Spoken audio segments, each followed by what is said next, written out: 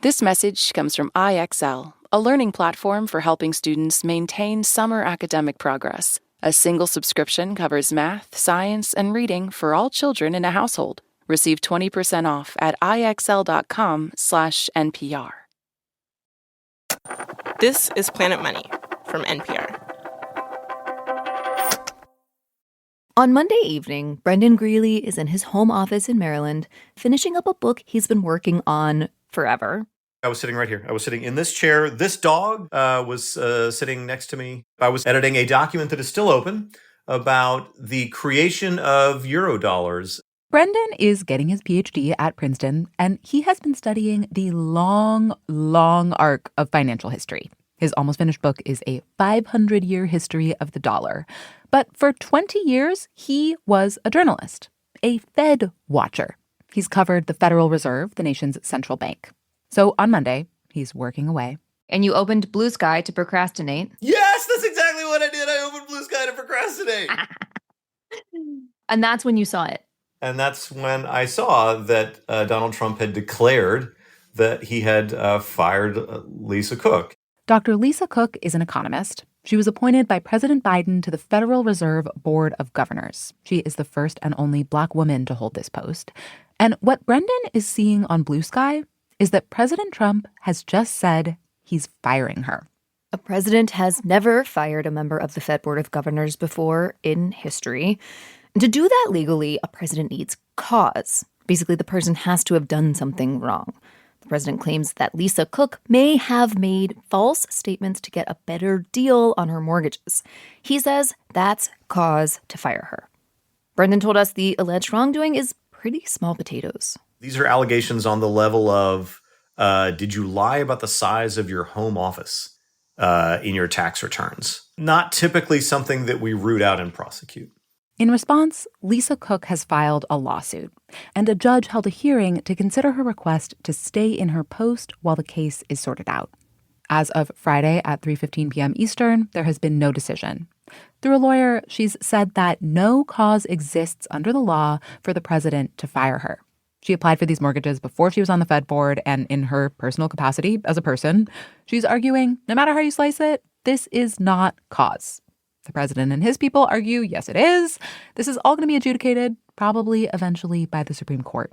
But the legal questions are not the focus of our show today. Today, we're going to talk about why President Trump may have gone after her. For months now, the president has been waging a pressure campaign against the Federal Reserve because he says he wants lower interest rates. He's been talking about how he wants to fire the chair, Jerome Powell. And this is a new tack. Now, Brendan, remember, is studying the long arc of financial history. And he says this move feels like a sea change to him. A big one, even in a sea of changes. Because the independence of the Federal Reserve is like a sacred economic rule. The decisions that the Fed makes have wide-ranging consequences for the economy, and the idea is that they need to be able to make those decisions free from political influence, to just do what is best for all of us in the long term. President Trump's moves have put all that in jeopardy, and this is a big escalation. Brendan wanders out of his office, sees his wife and kids. I walked down into the kitchen, and everybody was having a pretty nice night getting ready for first day of school today. And like, I wasn't gonna be like, kids, the president attempted to fire Lisa Cook. Put your forks down, kids. I wasn't gonna do that to my wife. I wasn't gonna do that to the kids. I was disturbed. You know, we all have our moments when we sort of look at what's happening right now in America and thinking that this is really different from what came before. And this is, for me, one of those moments. Hello and welcome to Planet Money. I'm Sally Helm. And I'm Mary Childs. President Trump's attempted firing of a Fed governor, that is unprecedented interference at the nation's independent central bank. Today on the show, who are the Fed governors? What do they even do? And why does this matter? We hear from people who used to be in that very job to find out what interest rate mechanics they have their hands on and what we might be in for.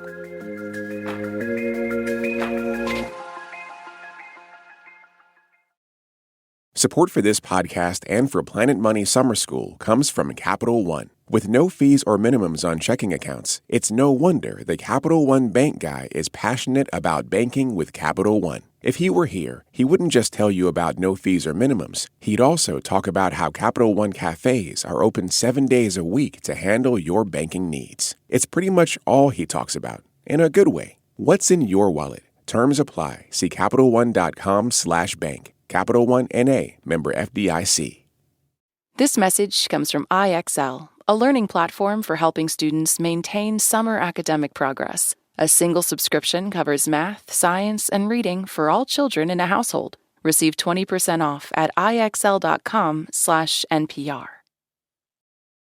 Before this week, it's very likely that if you knew the name of anyone on the Federal Reserve Board of Governors, it was the name of the chair, Jerome Powell.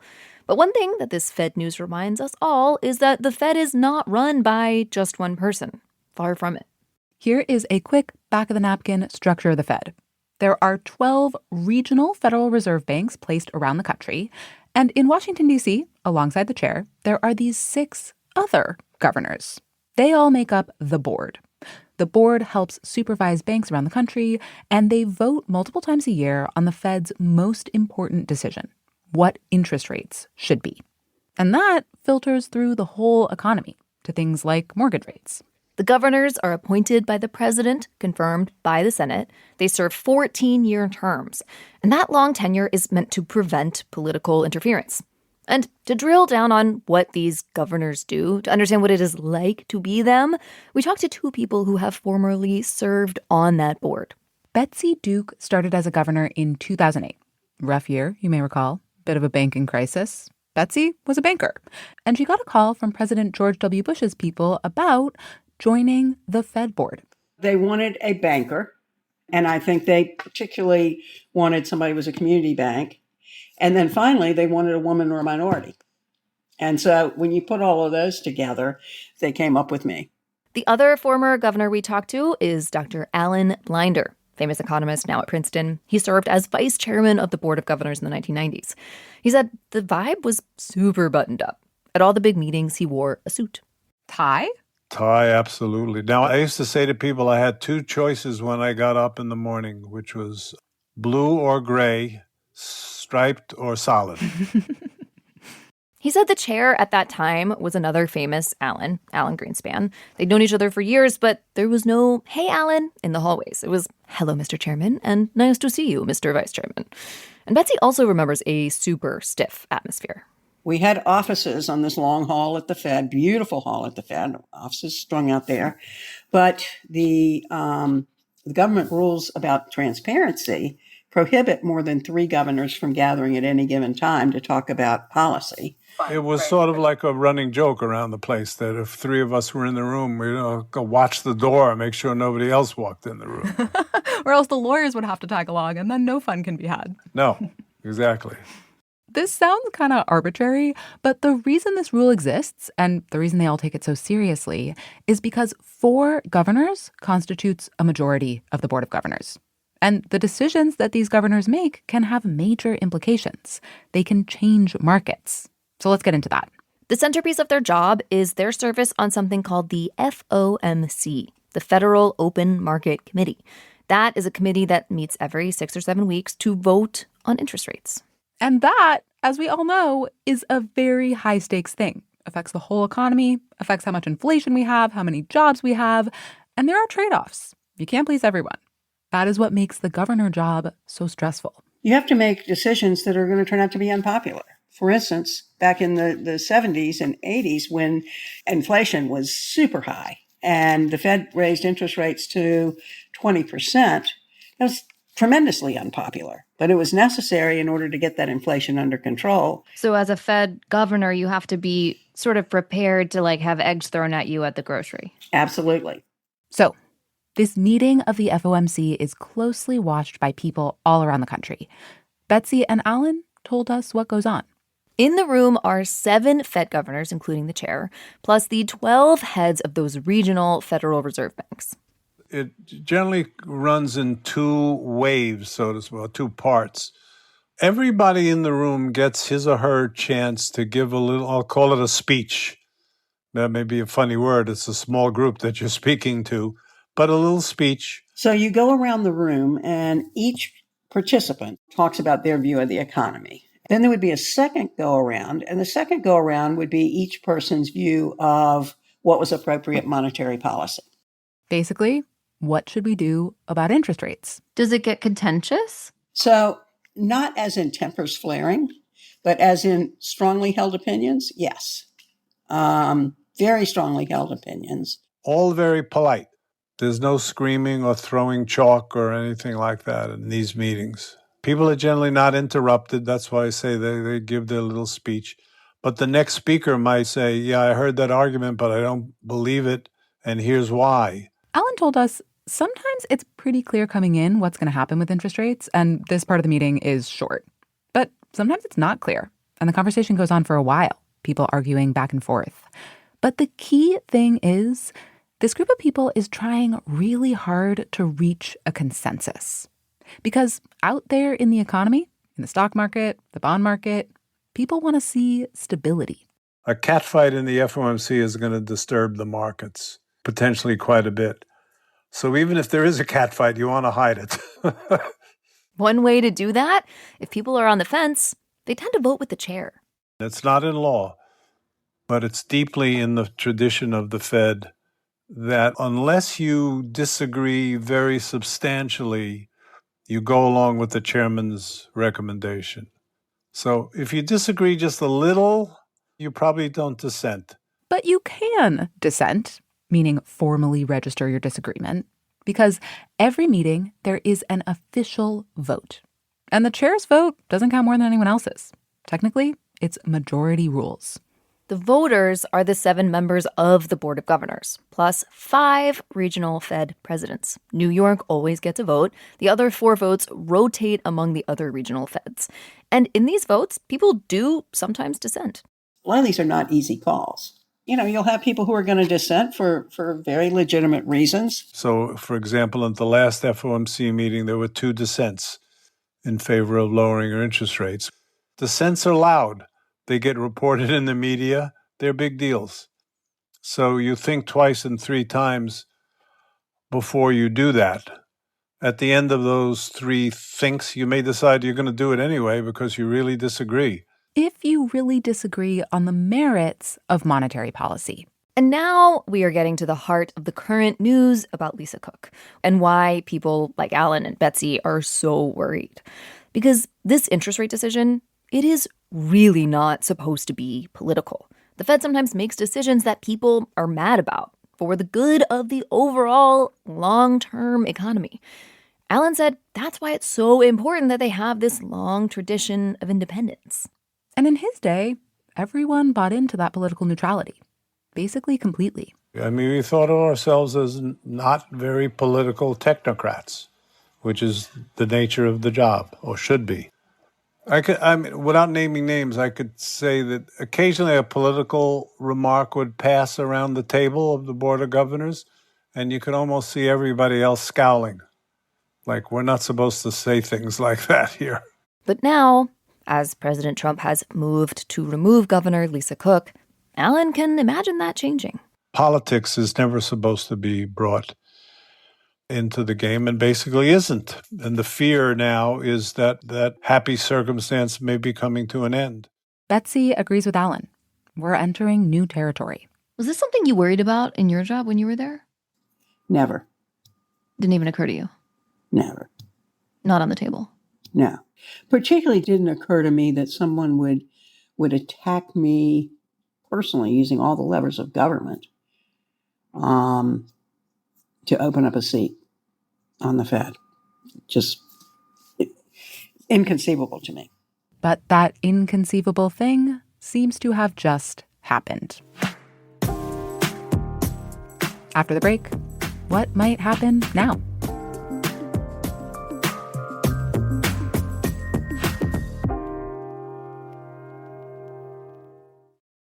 Support for this podcast and for Planet Money Summer School comes from Capital One. With no fees or minimums on checking accounts, it's no wonder the Capital One bank guy is passionate about banking with Capital One. If he were here, he wouldn't just tell you about no fees or minimums. He'd also talk about how Capital One cafes are open 7 days a week to handle your banking needs. It's pretty much all he talks about, in a good way. What's in your wallet? Terms apply. See CapitalOne.com/bank. Capital One N.A., member FDIC. This message comes from IXL, providing an online learning environment intended to keep student skills sharp over summer vacation. The platform covers core subjects and adapts to each child's pace. Receive 20% off at IXL.com/NPR. This message comes from American Home Shield. It's not a matter of if an appliance or system, like your HVAC, will break, but when. Without a home warranty, these repairs or replacements can cost thousands. But with an AHS home warranty, they will fix covered breakdowns, helping protect your wallet. Get 20% off all plans at ahs.com/NPR and see promo details. See ahs.com/contracts for coverage details, including service fees, limitations, and exclusions. For now, as of Friday afternoon, Fed Governor Lisa Cook is still in her job. But if President Trump does get to replace her, we wanted to know what could happen and what might that mean for interest rates and for the economy. Alan Blinder told us this move by President Trump to replace Lisa Cook looks like an attempt to stack the Federal Reserve with loyalists. He's basically saying, these are not his words, I want this Biden appointee out so I can put in a sycophant who's going to do whatever I want. President Trump has already appointed 2 Fed governors. There's an opening on the board currently. He will get to fill it. So if he also gets to replace Lisa Cook, then he would have appointed 4 of these governors out of 7, so a majority. And he's clearly hoping that those Trump appointees will then vote to lower interest rates. And he said he wants a huge cut. Normally, when Fed governors talk about lowering rates, they mean by like 25 basis points, like a quarter percentage point. 25 basis points, maybe 50 basis points. What the president wants is something much, much lower than that. He wants 300 basis points lower. Would it be hard to find someone with traditional credentials to join the board who would want to cut 3 percentage points? I would think so. I just can't imagine. But say he does it. Say he gets to appoint 2 new Fed governors who are willing to make a massive cut. Then the question is, will the board do what he wants? And it kind of depends. The 2 Trump appointees currently on the Fed board, there's no guarantee that they'd agree to something like this. They're both pretty mainstream central bankers. They did both want to lower rates at a recent FOMC meeting, while everyone else voted to hold rates steady. But they wanted to lower rates by a normal 25 basis points. And they very much could have just believed, based on what they're seeing in the economy, that that was the right move. As Betsy and Alan both said, the decision's just not always clear. Fed Chair Jerome Powell has indicated that rate cuts are probably coming next month, so wanting a rate cut last month, not unreasonable. Plus, 4 Fed governors would be a majority of the Fed board, but not a majority of the FOMC, the committee that sets interest rates, because of those regional Fed bank presidents. 5 of them also vote. And the U.S. president does not pick those people. But the Board of Governors does have to reconfirm or choose those regional presidents every 5 years. And that just so happens to be coming up within the next 6 months. So in theory, a group of Trump appointees could use that moment to stage a political takeover, which would be an incredibly big deal. So that is some of the potential machinations here. But say he gets all that. The odds are not high, but it's not impossible. Lowering rates a lot without the economic conditions to justify it, economists are pretty sure that the economy wouldn't play along. President Trump's an exceptionally clear example of this. But in general, if you leave interest rate decisions to politicians, they're almost always going to make interest rates too low. And what do I mean by too low? I mean, give you an economy that's too hot, so that helps you get elected. And then later the inflation comes and you wind up with high inflation. This is what the economic research shows happens. When politicians pressure central banks to lower interest rates, that very often leads to inflation. Maybe because officials lower rates when they shouldn't. But there's this other factor. When people even just think that political interference will lead to inflation, they start to expect it, which leads to them requesting wage increases and to businesses raising their prices, anticipating higher costs. And this can snowball into actual high inflation. Betsy says you do see high inflation in countries where the central bank is not independent. Think of Argentina, Yeah. which has had outrageous levels of inflation. Think of Turkey. And that's the path that we would be going down if our central bank is not independent. Well, that's what the research would tell you. I just hope we're not getting ready to go down a path of a real-life experiment to find out if that's true. If we do go down that path, markets will almost certainly react because people in the market also know that a not independent central bank means inflation. So everyone trading in the market will prepare for that inflation. By demanding higher interest rates, rates would go up, including probably mortgage rates, ironically ruining the effect President Trump says he's going for. And Alan told us, if things start to look contentious or confusing on the FOMC, that too would freak the markets out. If they see the Federal Open Market Committee going haywire, they lose that ability to predict what this committee is going to do, and therefore they lose the ability to figure out what they should do. And that's the kind of thing that can make market crashes, bond market rates zoom up, the dollar fall. You said that could make the market crash. I mean, that sounds like a potentially really bad outcome. Yeah, it is a potentially really bad outcome. This has not happened so far. So far, it doesn't look like markets have reacted very much to the current news, but I think that's because it's at a standoff right now. The markets, stocks, bonds, whatever, seem to be waiting to see how it all shakes out. Not gonna freak out until they have to. So there is a pretty good chance that what President Trump is doing would not even lead to his stated goal of lower interest rates in the economy. Which kind of goes to show something that Brendan Greeley, the Fed-watching historian, told us. He thinks this whole thing is not really about interest rates. I really have come to believe that what's happening right now is about displaying dominance. And that those of us who think about policy don't understand dominance. Brendan says this is really about dominance. And he also thinks that the Fed, because they see themselves as so apolitical, they're not really prepared for a moment like this. This is a naked political attack. We should not dignify these allegations by assuming, well, we should let this work its way through the courts. That's not what's happening here. Like, a member of the Fed was openly smeared to get her to voluntarily resign. You have to figure out ways of openly saying, you are wrong. This is important. These are the boundaries. And the Fed's not good at doing that. The Fed did eventually put out a response. It said Congress directs the governors to serve long, fixed terms, and that a president can only remove a governor for cause. They said, quote, long tenures and removal protections for governors serve as a vital safeguard, ensuring that monetary policy decisions are based on data, economic analysis, and the long-term interests of the American people, end quote. To Brendan, the statement was better than nothing, but not by a lot. One of the things that worries me, both for America and for this book that I'm writing, is that... Of equal importance, let me note. I have tried, because it's a 500-year history of the dollar, I've tried to focus on these, like, epochal changes. You know, the book only dips into the history, like, once every 100 years or so. I've really tried to figure out, like, when did something really change?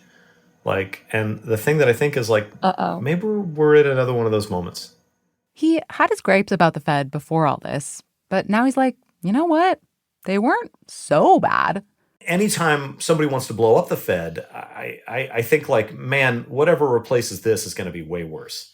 That if we could just, I had so many complaints about the old Fed, but if we could just have the old Fed back, that would be great. I would be happy. Meaning, like, stop the interference stuff? Meaning, don't know what you got till it's gone.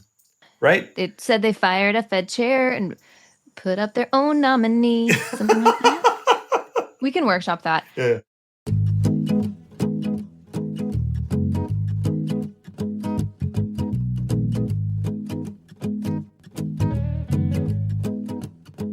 If you would like to dive deeper on this topic, we have covered the Fed a lot. We've discussed why Fed independence is so important for the economy, the Fed's origin stories, and the time President Nixon tried to pressure the Fed. Those episodes and more are in the show notes. This episode was produced by Willa Rubin and edited by Jess Jang. It was fact-checked by Sierra Juarez, engineering by Robert Rodriguez and Sina Lafredo. Alex Goldmark is our executive producer. I'm Sally Helm. And I'm Mary Childs. This is NPR. Thanks for listening.